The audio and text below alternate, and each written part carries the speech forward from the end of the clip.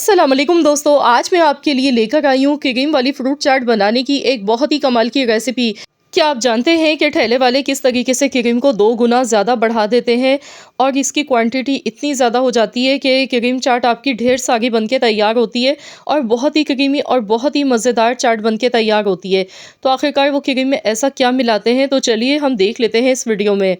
तो यहाँ पर इसे बनाने के लिए जो भी फ्रूट्स आपके पास अवेलेबल हो आप ले सकते हैं। आप यहाँ पर अपनी पसंद के कोई भी फ्रूट्स ले लें। मैंने पपीता लिया है, केले लिए हैं, साथ में खजूरें हैं। खजूरों की मैंने बीज निकाल के इस तरह से मैंने इसकी कटिंग कर ली। सेब यहाँ पर लिया है मैंने, और इसके अलावा जो जो फ्रूट्स इस मौसम में अवेलेबल हैं मैंने सभी लिए हैं। तो यहाँ पर स्ट्रॉबेरीज़ है मेरे पास, चीकू है, खरबूजा लिया है, कोलाची है। तो इस तरह से मैंने सारे फ्रूट्स यहाँ पर ले लिए। तो आप चाहें तो मिक्स फ्रूट कॉकटेल का भी इस्तेमाल इस रेसिपी में कर सकते हैं, और इसमें आप चाहें तो किशमिश बादाम वगैरह भी यूज़ कर सकते हैं, ड्राई फ्रूट्स भी जो आपको पसंद हो। आप अगर इसमें डालना चाहते हैं तो वो भी आप इसमें ऐड कर सकते हैं। तो चलिए अब हम यहाँ पर क्रीम बना लेते हैं। तो यहाँ पे मैंने फ्रेश क्रीम का एक पैकेट लिया है 200 ml वाला। आप किसी भी ब्रांड का ले सकते हैं, किसी भी अच्छी कंपनी का, मिल्क पैक का या ऑलपर्स क्रीम का आप ले लें। अब यहाँ पर जो हम इसमें चीज़ मिलाएँगे ना, इसे इसकी क्वांटिटी को डबल करने के लिए, वो है मायोनीज़। तो मायोनीज़ यहाँ पर हम डालेंगे, जितनी क्रीम ली है उससे थोड़ा-सा कम यहाँ पर मायोनीज़ मैंने ऐड कर दिया। इससे यकीन जानिए क्रीम एक तो 2 गुना ज़्यादा बढ़ जाएगी, दूसरा फ्लेवर बहुत ज़्यादा इन्हेंस हो जाता है इसका। बिल्कुल जिस तरह हम बाहर से लेके क्रीम वाली फ्रूट चाट खाते हैं, तो उस तरह का फ्लेवर आपको मिलेगा घर पे। तो यहाँ इसमें चीनी ऐड की है।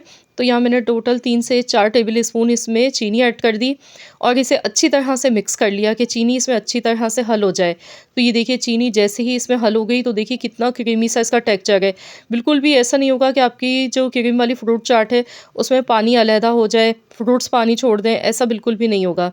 तो यहाँ पर एक बॉल लेंगे, अब इसमें ये कोलाची और खरबूजा मैंने लिया है, ये इसमें शामिल कर दिया। पपीता इसमें डाल गई हूँ, और इसके साथ ही केले, खजूरें जो मैंने रखी थी काट के, ये भी इसमें ऐड कर दूँगी। और अब इसमें हम डालेंगे सेब, चीकू और स्ट्रॉबेरीज़, जितने भी फल हैं बारी-बारी करके सारे इसमें ऐड कर देंगे। फिर हम इस पर ही सारी क्रीम जो मैंने बनाई है ये डालूँगी। तो आपने देखा कितने सारे बॉल भर के मैंने फ्रूट्स लिए हैं, इतने ढेर सारे फ्रूट्स हैं। और अब हम इस पर ये क्रीम डालेंगे। इसकी थिकनेस आपको मैं चेक करवा रही हूँ, ये देखें माशाल्लाह अल्हम्दुलिल्लाह। तो ये आप थिकनेस इसकी देख सकते हैं, कितनी ज़बरदस्त थिकनेस इसकी बनी है। तो बहुत ही ज़बरदस्त सी टेक्सचर की क्रीम बन के तैयार हुई है। अब इसे अच्छी तरह से मिक्स करेंगे। तो यहाँ मैं मिक्स कर लेती हूँ, फाइनल लुक आपको दिखाती हूँ। तो जब तक के फ्रेंड्स आप मुझे जल्दी से कमेंट्स में बताएं कि आप किस जगह से, किस कंट्री से या फिर किस सिटी से मेरी इस वीडियो को वॉच कर रहे हैं। अगर आपको आज की ये वीडियो पसंद आ गई तो इस वीडियो को लाइक कर दें और शेयर भी ज़रूर कर दें। तो यहाँ पर देखिए, इसे मैंने मिक्स कर लिया और मैं आपको इसकी फ़ाइनल लुक अब दिखा गई हूँ। ये देखें माशाल्लाह अल्हम्दुलिल्लाह।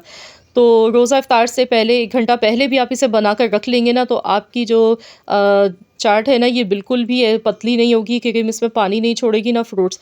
आपने करना क्या है कि इसे बनाने के बाद आपने इसे फ्रीज़र में रखना है। फ्रीज़र में आप रख दें, इंशाअल्लाह ताला बहुत ठंडी-ठंडी मज़ेदार सी आपको इसी तरह से मिलेगी ये चाट। तो इस तरीके से आप लोग बहुत ही बेहतरीन सी क्रीम वाली फ्रूट चाट इफ्तारी में बना सकते हैं। इंशाअल्लाह ताला बहुत ज़्यादा आपको पसंद आएगी। तो फ्रेंड्स, मुझे पूरी उम्मीद है कि इंशाअल्लाह ताला ये रेसिपी आप सबको पसंद आई होगी। अगर आपको वीडियो अच्छी लगी है तो वीडियो को जल्दी से लाइक। अस्सलाम वालेकुम दोस्तों, आज मैं आपके लिए लेकर आई हूँ एक बहुत ही कमाल की गज़ब की रेसिपी पकौड़े बनाने की। वो भी थोड़े से चिकन के साथ ढेर सारे पकोड़े किस तरह से आप बना सकते हैं। बहुत ही खस्ता खस्ता और बहुत ही मज़ेदार से पकोड़े, जिसमें आपको एक साथ बहुत सारे फ्लेवर मिलेंगे। तो यकीन जानिए, ये पकोड़े अगर आपने एक बार बनाकर खा लिए तो पूरे माह रमज़ान इसी की फरमाइश आपको मिलेगी घर वालों की, क्योंकि ये वाकई में बहुत ही मज़ेदार लगते हैं। तो चलिए हम देख लेते हैं किस तरीके से ये पकोड़े बना के तैयार करने हैं। तो यहाँ पर 200 ग्राम बोनलेस चिकन मैंने ली है। चिकन की बहुत छोटी-छोटी सी बोटियाँ बना लेनी है इस तरीके से। देखिए, जिस तरह मैंने छोटी-छोटी सी इसकी बोटियाँ बना ली हैं।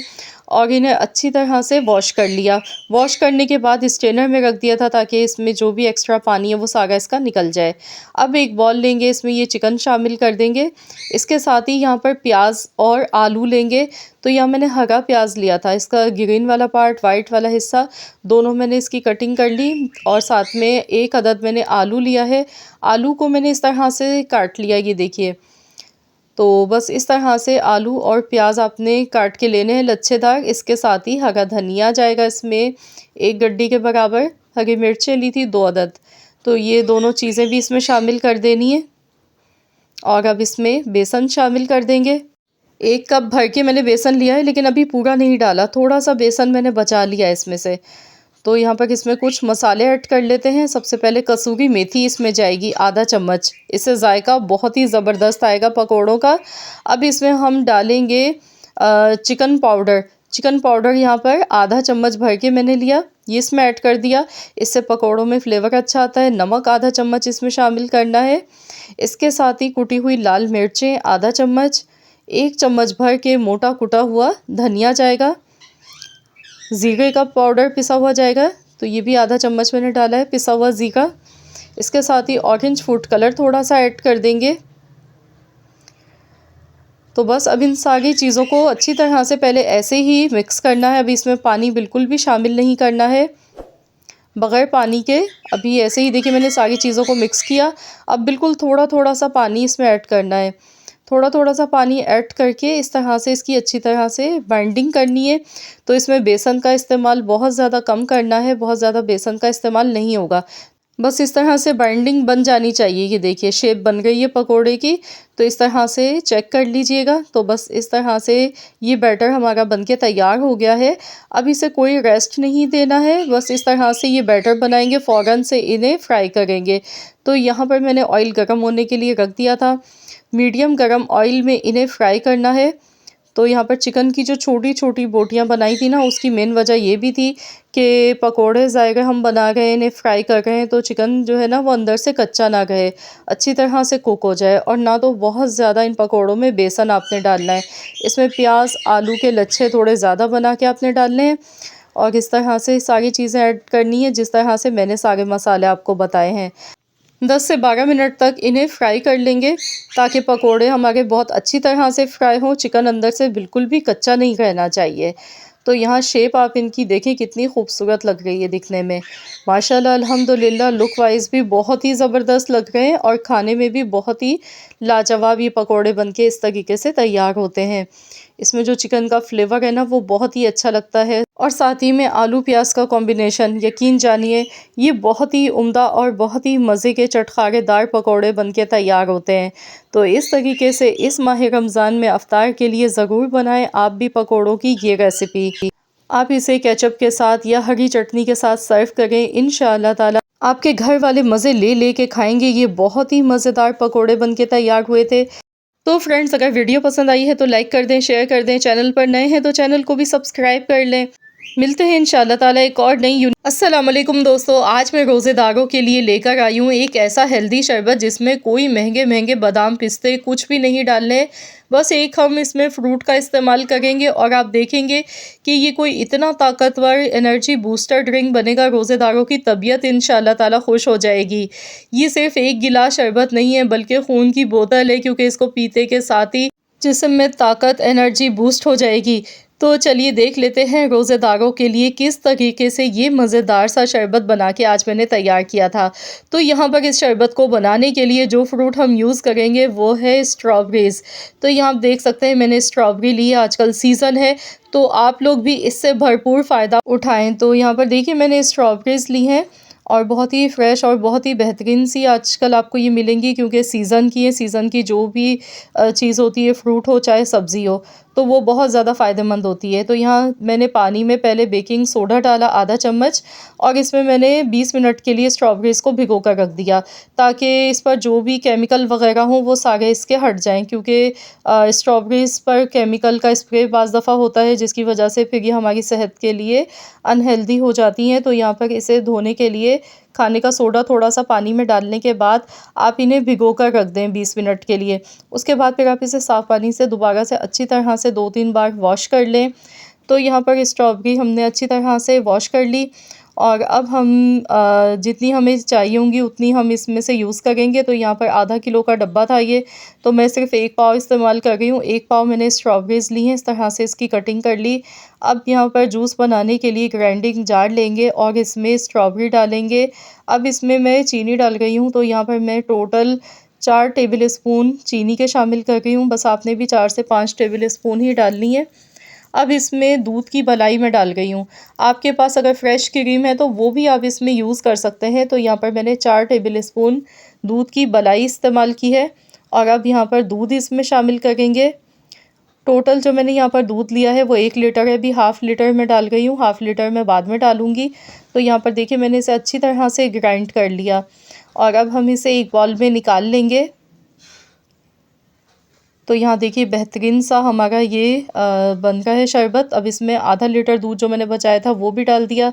इसके साथ ही यहाँ पर आइस क्यूब्स थोड़े से डालेंगे इसे ठंडा करने के लिए, क्योंकि रोज़े के टाइम पर इफ्तारी में ठंडा ठंडा शरबत बहुत ही मज़े का लगता है। तो बस इसे अच्छी तरह से मिक्स कर लेंगे। तो आपने देखा ताकत से भरपूर बेहतरीन सा हमारा स्ट्रॉबेरी का मिल्क शेक बनके बिल्कुल रेडी हो चुका है। यकीन मानिए इसको पीते के साथ ही रोज़ेदारों की पूरे दिन की जो सुस्ती, थकावट होती है या वीकनेस हो जाती है वो सारी की सारी इंशाअल्लाह ताला दूर हो जाएगी, क्योंकि ये वाक़ई में बहुत ही हेल्दी है, खून बनाता है जिस्म में। स्ट्रॉबेरी वैसे भी हमारी सेहत के लिए बहुत ज़्यादा फ़ायदेमंद होती है। तो इस तरीके से दूध के साथ जब हम इसका मिल्क शेक बना के तैयार करते हैं तो ये बहुत ही उम्दा लगता है। तो यहाँ पर देखिए बहुत ही मज़ेदार सा हमारा स्ट्रॉबेरी मिल्क शेक बनके बिल्कुल तैयार हो चुका है। तो आप लोग भी इस माह रमज़ान में रोज़ेदारों के लिए इफ्तार में ज़रूर बनाएँ ये रेसिपी। इंशाअल्लाह ताला इसे जब आप बनाकर एक बार पिएँगे ना तो बाकी सारे केमिकल वाले शरबत पीना भूल जाएँगे, क्योंकि ये बहुत ही ज़्यादा फ़ायदेमंद है और बहुत ही ज़्यादा मज़े का भी लगता है। बच्चे बड़े सभी मज़े ले ले के पिएँगे। तो ज़रूर इस रेसिपी को ट्राई करें और अपना फ़ीडबैक मेरे साथ ज़रूर शेयर कीजिएगा। अगर आज की ये वीडियो आपको पसंद आई है तो इस वीडियो को लाइक कर दें, शेयर कर दें। चैनल पर नए हैं तो चैनल को भी ज़रूर सब्सक्राइब कर लें। मिलते हैं इंशाअल्लाह ताला एक और नई मज़ेदार सी यूनिक रेसिपी के साथ। तो जब तक के लिए अल्लाह हाफ़िज़।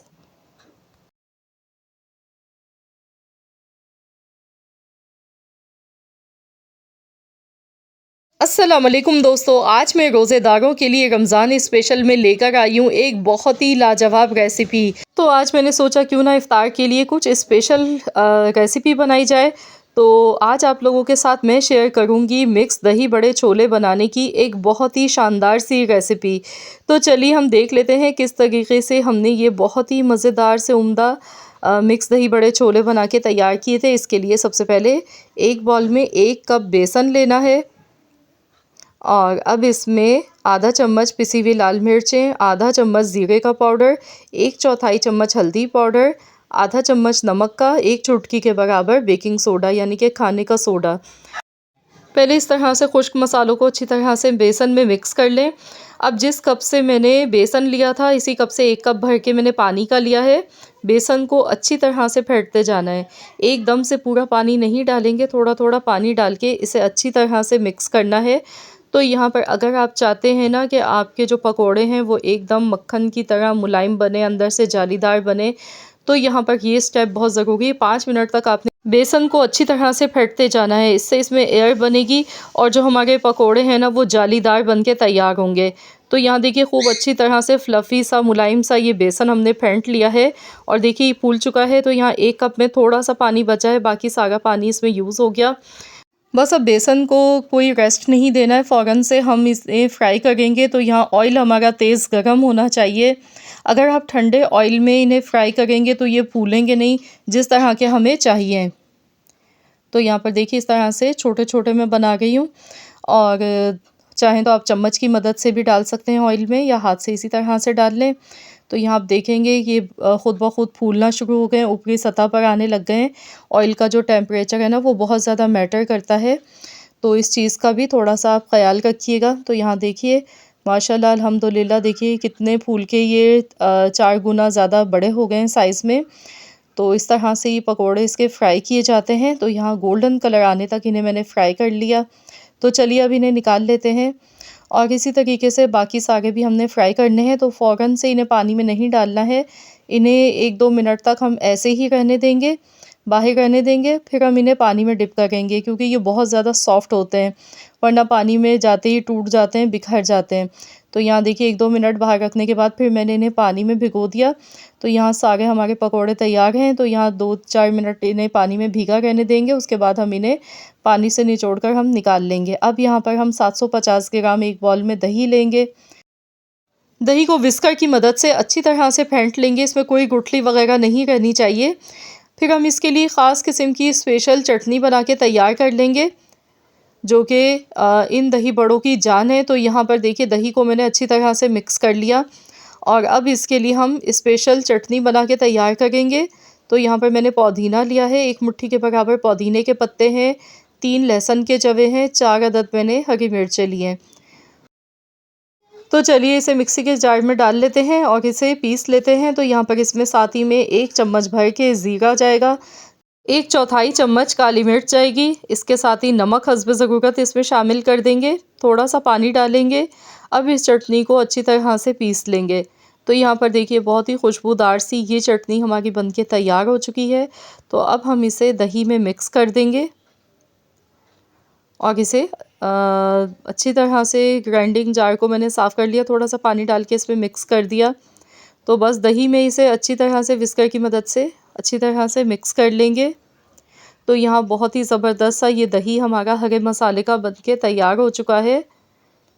अब इसमें बॉयल किए हुए चने और आलू शामिल कर देंगे। तो यहाँ पर देखिए मैंने 1 पाव चने लिए थे, चनों को अच्छी तरह से सॉफ्ट एकदम बॉयल कर लिया। साथ ही में आलू के क्यूब्स भी मैंने काट के डाल दिए थे, दोनों चीज़ों को एक साथ बॉयल कर लिया नमक और खाने का सोडा डाल के।